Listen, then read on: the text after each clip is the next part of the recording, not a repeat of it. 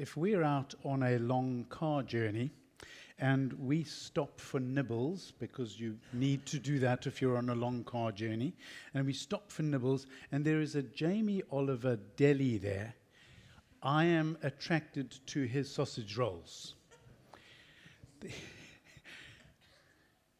I have a Jamie Oliver recipe book at home, and sometimes, not very often actually, I use his recipes. But neither of these facts make me want to meet him. But if I got wind of the fact that Jamie Oliver fed 5,000 people with 5 loaves of fish and 5 loaves of fish, I would be really interested. 5 loaves of bread and 2 fish, I would begin to take note, and particularly if the stories about him included turning water into wine and healing people. I think I would be more interested in meeting this guy, wouldn't you? Yeah, probably we would.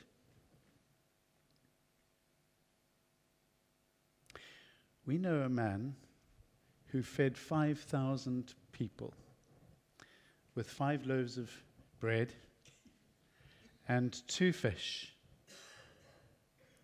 Now, I don't know about you, but I don't want to taste his fish finger sandwiches, although I bet they would be delicious. I want to meet the man. I want to spend time with the man. The point of the signs in John's Gospel is to get us looking at Jesus, seeing his glory, and believing in him. That's why John writes and why John includes signs in his Gospels. So let's have a look at John chapter 6. I'm going to read the first 15 verses. Sometime after this, Jesus crossed to the far shore of the Sea of Galilee, that is the Sea of Tiberias, and a great crowd of people followed him because they saw signs he had performed by healing those who were ill. Then Jesus went up on a mountainside and sat down with his disciples. The Jewish Passover festival was near. When Jesus looked up and saw a great crowd coming towards him, he said to Philip, "Where shall we buy bread for these people to eat?" He asked this only to test him, for he already had in mind what he was going to do. Philip answered him, "It would take more than half a year's wages to buy enough bread for each one to have a bite." Another of his disciples, Andrew, Simon Peter's brother, spoke up. "Here is a boy with 5 small barley loaves and 2 small fish. But how far will they go among so many?" Jesus said, "Make the people sit down." There was plenty of grass in that place, and they sat down. About 5,000 men were there. Jesus then took the loaves, gave thanks, and distributed them to those who were seated, as much as they wanted. He did the same with the fish. When they had all had enough to eat, he said to his disciples, "Gather the pieces that are left over. Let nothing be wasted." So they gathered them and filled 12 baskets with the pieces of 5 barley loaves left over by those who had eaten. After the people saw the sign that Jesus had performed, they began to say, "Surely this is the prophet who is come into the world." Jesus, knowing they intended to come and make him king by force, withdrew again to a mountain by himself.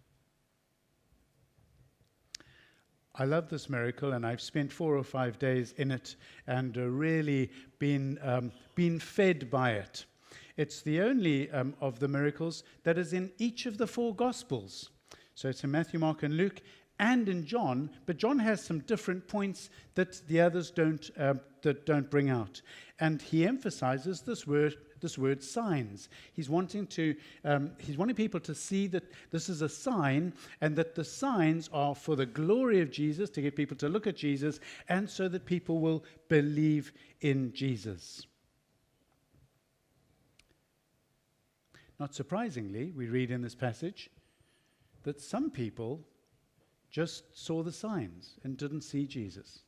Some people saw the signs and immediately had a game plan that we need to elevate this guy to somebody greater than he is. We need to make him king. And Jesus didn't entrust himself to either of these groups of people.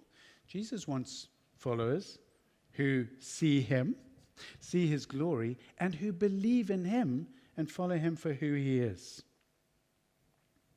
Someone once described John's Gospel with these words: a book in which a child may paddle, but an elephant can swim deep. I like that. A book in which a child may paddle, but an elephant can swim deep. And here's the thing.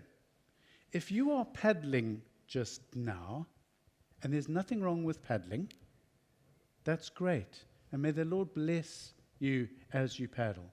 But if you are going deep just now, that's great too. And may the Lord bless you as you go deep. Veronica and I were in a conference at Derby last weekend. Derby, same place. And I went there and I thanked the Lord that before we left in the morning, the Lord said to me, "You're going to paddle. Just go and treat it like a holiday." I was so pleased because I'd psyched myself up that I'm going to go, I'm going to receive, I'm going to learn, I'm going to be transformed, I'm going to be changed. But the Lord said, just holiday. And I did. I just paddled while I was there. There was loads of stuff that I could have dived deeper if I wanted to, but I didn't want to. The weekend was just for paddling, and I enjoyed the paddling. It was great. The feeding of the 5,000 story has got loads to help us to paddle, but it's also got loads to help us to dive deep with Jesus if we want to. The paddling, think about it for a moment. What did he have? Just in case I get it wrong. Five barley loaves. The barley loaves are for the poor people. They couldn't afford any more. These are the cheap loaves. He had 5 barley loaves and 2 fish. I don't know if there are any mathematicians in our midst. That was for one little boy. 5 barley loaves and 2 fish. There were 5,000 people there. How many barley loaves are needed to feed the 5,000 people? 5 times 5,000? 25,000 barley loaves.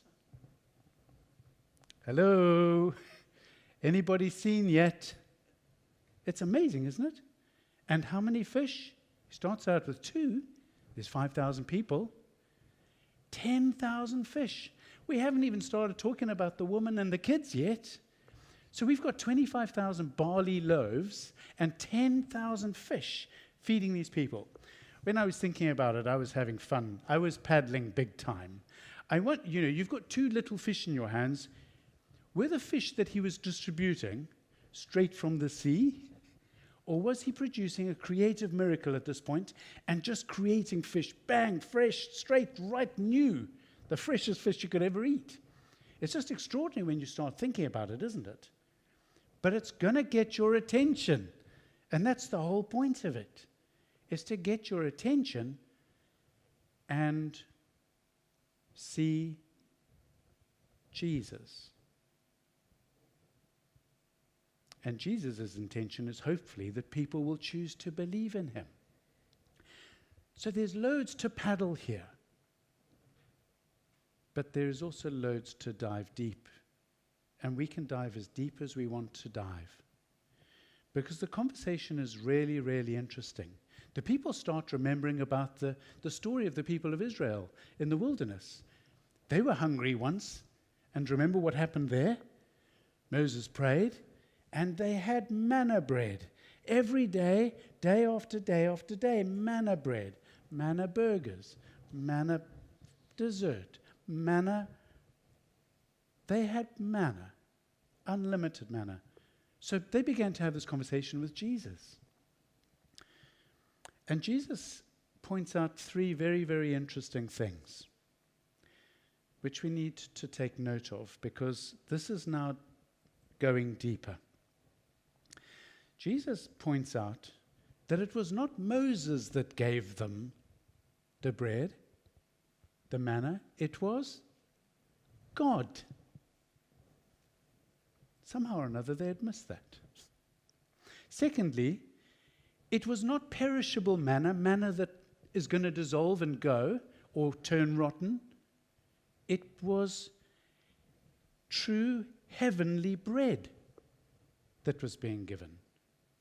And thirdly, it's not a single event in the past, but God giving life to the world now in the present. When you start thinking about these things, it takes you deeper. And guess what happened? A few verses later, what do we read? Some of the disciples left him. Why? This was too deep, man. We can't cope with this stuff. This is too deep, because then he started talking about eating my flesh. And you can imagine, we are so fortunate, aren't we, that we're this side of the death, burial, and resurrection. We can look back and we know what happened. They didn't know what was going to happen. And he starts talking about eating his flesh. This is hard stuff for people to take on board. But I think it's even hard for us to take on board today. But the point is, there is a way of looking at it at a physical level, and there's a way of looking at it at a spiritual level. So not surprising, some people left. And Jesus turns to his disciples and says, are you guys going to leave as well? And the disciples say, no chance. We have found that you are the one. They don't understand him yet, but they know that he's the one. So they're going to stick it out. And what's the game changer for them? What's the thing that opens their eyes? Pentecost. The Spirit comes and enables them to go deeper like they had never been deep before. Because right up until after the resurrection, they were still, what's going on? We don't understand. We don't know. We don't believe yet. But the Spirit enables them to dive deeper. As I say, I've spent some days in this, and I've really enjoyed it. And I discovered something I hadn't seen before, and that's about a paddler. There's a story of a paddler in John's Gospel, and his name is Philip. If you look at Matthew, Mark, and Luke, the only time Philip is mentioned is in the list of the disciples. But if you look in John's Gospel, Philip gets 4 specific mentions. It's quite something, isn't it? The first one is when Jesus finds him, and Jesus chooses Philip. Philip wasn't brought by somebody else. Jesus went looking for Philip, finds Philip, and calls him, follow me. It's quite an amazing thing, isn't it? But Philip is so turned on by this experience, what does he do? He goes and finds Nathanael and says, I found the one. I found the one that was promised by the prophet. I found the one that was promised by Moses. He's the one, the anointed one, the Messiah. And Nathanael comes and joins. It seems as if Philip knows something about this Jesus. And then we have the feeding of the 5,000. Who does Jesus ask, where are we going to get bread to feed these people? Philip. It doesn't say that in Matthew, Mark, and Luke. Why is he asking Philip? And then we discover an extraordinary thing. What does Philip do? He looks at the crowd and he starts doing the maths. There's a 1, 2, 3, 4, 5, 6, 3,000, 4,900 and 5,000 guys. I'm just going to do the girls.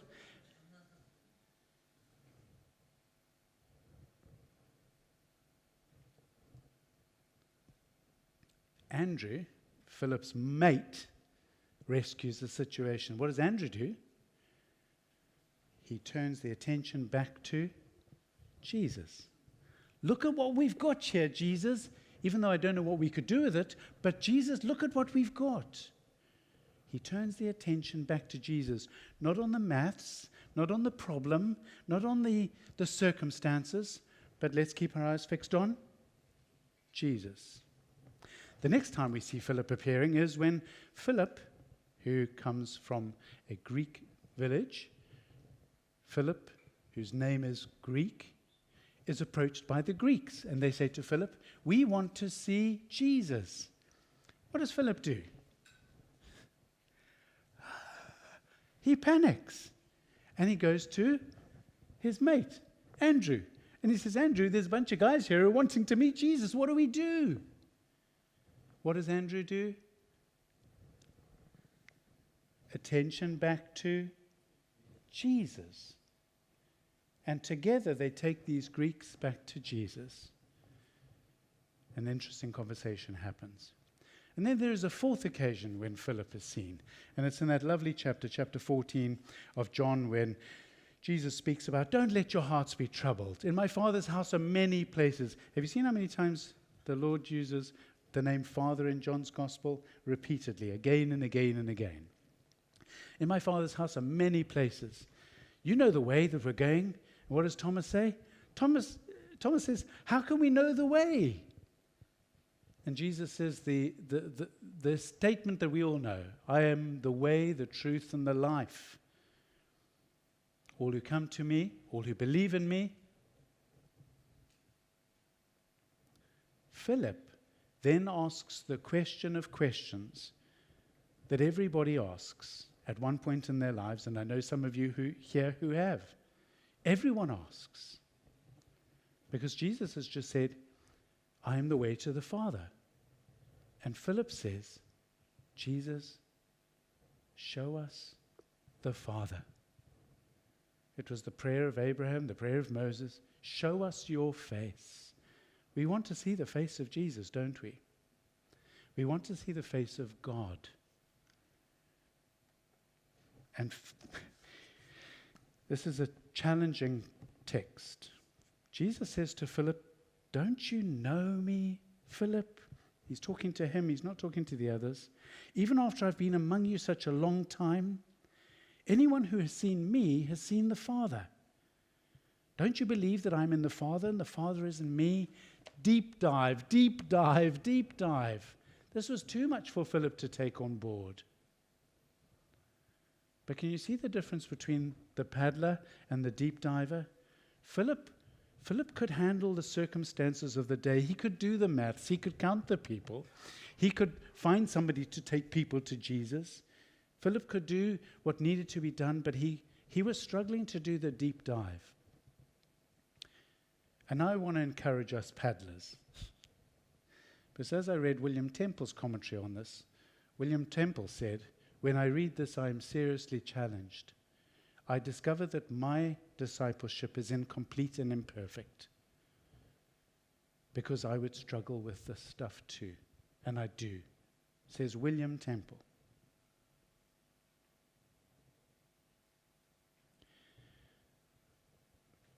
I paddle every day, and I know you do too, and it's looking for God's activity in our daily life. We all want to see God at work in our daily life, don't we? We do, don't we? And we do see him at work in our daily life. I love working here. We see God at work every single day. God has already been at work here among us this morning. It's good to paddle. It's good to have that experience. And why are our hearts still restless? Because I don't want to just have joy occasionally. I don't want to just have peace occasionally. I want to have the constant joy that is promised. I want to have the peace that passes understanding that is promised. Do you? It is good for us to paddle, but we should never neglect the deep dive that is required for us to go into a deep relationship with the Lord. This weekend gives us the opportunity to do that. The deeper we dive with Jesus, the richer the experience of his love is revealed. I want to be out of my depth in his love. I want to be out of my depth in his peace. I want to be out of my depth in his grace. Do you? We all do. So what do we need to do? We can't make ourselves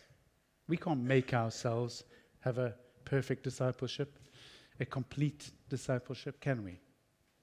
No, but he can. So we hunger and thirst from Him, and with the help of God the Holy Spirit, we receive from Him the food that never runs out, the drink that never runs dry. And it's a wonderful, wonderful thing.